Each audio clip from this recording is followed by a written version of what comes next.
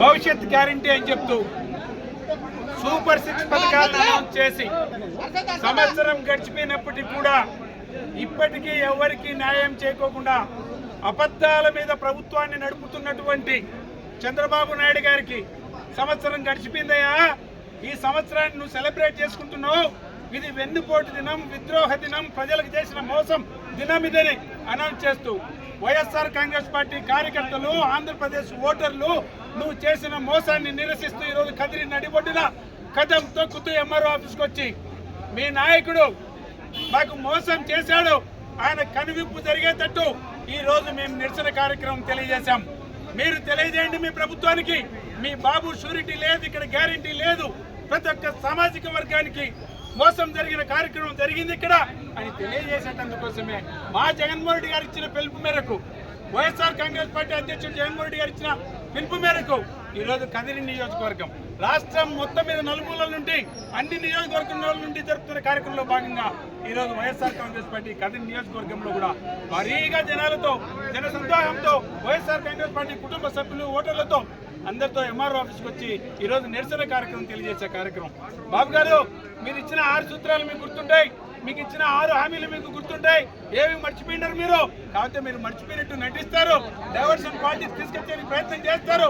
మీరు ఇచ్చిన హామీలు మర్చిపోయేందుకు గాను వైఎస్ఆర్ కాంగ్రెస్ పార్టీ నాయకుల మీద, జగన్మోహన్ రెడ్డి గారి మీద నిందలు మోపుతూ, అక్రమ కేసులు బనాయిస్తూ, దౌర్జన్యాలు చేస్తూ, ప్రజలని, కార్యకర్తల్ని, సోషల్ మీడియా వాళ్ళని భయభ్రాంతులకు గురి చేస్తూ వాళ్ళ నోర్లు నొక్కాలని చూస్తున్నాం.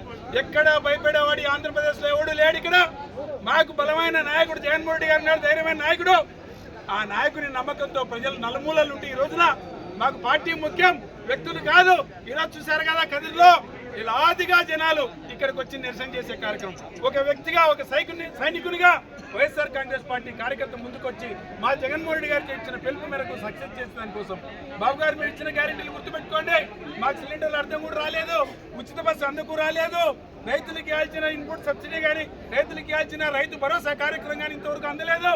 మా విద్యార్థులకు సంబంధించిన ఫీజు రియంబర్స్మెంట్ కానీ, లేకపోతే విద్యా దీవెన కానీ ఇంతవరకు అందలేదు.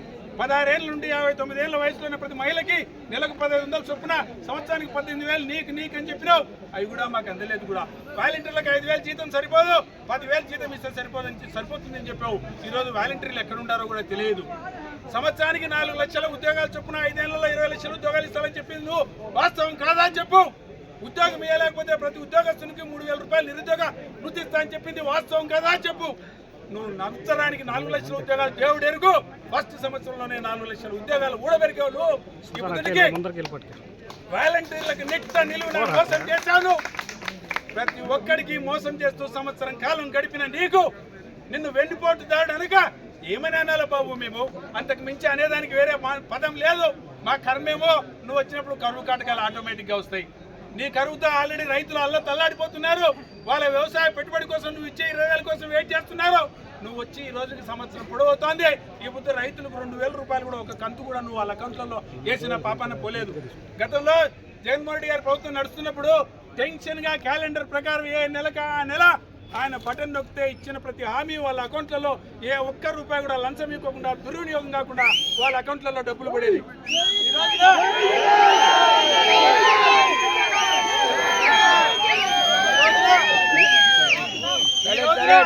నీ పాపిష్టి కరువు పుణ్యం, నువ్వు అడుగు పెడితే కరువు రావడం గ్యారంటీ. రైతులకు ఎక్కడే కానీ, వ్యవసాయ కూలీలకు కానీ ఎక్కడ పని దొరక్క ఈరోజు అన్నమో రామచంద్ర అని చెప్పి ఈ నుండి బెంగళూరుకు వలసలు పోయి మా రైతులు అక్కడ వాచ్మెన్లుగా, సెక్యూరిటీ గార్డ్స్ గా పనిచేసుకుంటూ బతుకుతున్నాం. పెద్ద రైతులమయ్యా, గౌరవంగా బతుకుతున్న రైతులమయ్యా, నీ పుణ్యమా అని చెప్పి ముందున అందరం వలసలు పోయే కార్యక్రమం జరుగుతోంది. ఇకనైనా మేలుకో, సంవత్సరం పొద్దవుతోంది. ఇప్పటికి 4 ధర్నాలు చేశాం, ప్రతి ఈవెంట్ మీద ధర్నాలు చేశాం. వైఎస్ఆర్ కాంగ్రెస్ పార్టీ ప్రతిపక్ష పాత్ర దిగ్విజయంగా నడుస్తోంది. ఎప్పటికప్పుడు నువ్వు చేస్తున్న తప్పుల్ని ఎండగడుతూ, బాబు నువ్వు ఇది తప్పు చేస్తున్నావు, ఈ తప్పు నువ్వు గుర్తుపెట్టుకో అని చెప్పి గుర్తు చేస్తూ ఎప్పటికెప్పుడు చురకలు అంటిస్తా ఉన్నా కూడా నీకు దున్నపోతు మీద వాన పడినట్టు ఎక్కడనే కానీ మా మాట మీ త్రిమూర్తులు, మీ లోకేష్ గారు కానీ, మీ పవన్ గారు కానీ, మీరు కానీ మేల్కొనండి. ప్రజలకు ఇచ్చిన మాటలు నిలబెట్టుకోండి. మీరు సంపద ఏదో సృష్టిస్తాం, ప్రజలకు ఇస్తామని చెప్పారు. ఏం సంపద సృష్టించారో నాకు తెలియదు. మొన్న అన్న రమేష్ రెడ్డి చెప్తున్నాడు 14 ఏళ్ళ ముఖ్యమంత్రి అయినావు, మళ్ళా 5 ఏళ్ళ అవకాశం వచ్చింది. ఇన్నేళ్లు ముఖ్యమంత్రి అయి రాష్ట్ర బడ్జెట్ మీద పూర్తి అవగాహన ఉన్న వ్యక్తి నువ్వు. ఇన్ని హామీలు ఇస్తూ ఇవన్నీ నేను సంపద సృష్టించి మీకు ఇస్తా అని చెప్పి ఈ రోజున ఏం పుడిచింది? ఈ గల్లాపెట్టలో ఎక్కడా బడ్జెట్ లో లెక్కలేదని చెప్తున్నావు. ఇంత అనుభవం ఏం వేసింది? 14 ఏళ్ళ ముఖ్యమంత్రిగా ఉన్న మీరు మీకు బడ్జెట్ లో డబ్బులు ఉన్నాయా లేదా మీకు తెలియదా? హామీలు ఇచ్చారో తెలుదా? గతంలో నీకంటే జూనియర్ చిన్నవాడు మా జగన్మోహన్ రెడ్డి గారు ఇచ్చిన ప్రతి హామీని అంత పాపిష్టి కరోనా 2 ఏళ్ళు ఉన్నా కూడా ఎక్కడే గానీ మాట తప్పకోకుండా 99% మేనిఫెస్టోలో ఉన్న హామీలన్నీ తీర్చిన ఆ వ్యక్తిని చూసి సిగ్గు తెచ్చుకొని ఆయన బాటలో నడుస్తూ ప్రజలకు ఇచ్చిన ప్రతి మాట నిలబెట్టుకోవాలని చంద్రబాబు నాయుడు గారికి గుర్తు చేస్తూ ఫాలోడ్ బై లోకేష్ గారికి, పవన్ గారికి చెప్తూ సీజ్ ఫిష్లు, సీజ్ షిప్లు, సీజ్ థియేటర్లు అనుకోకుండా ప్రజలకు మేలు చేసే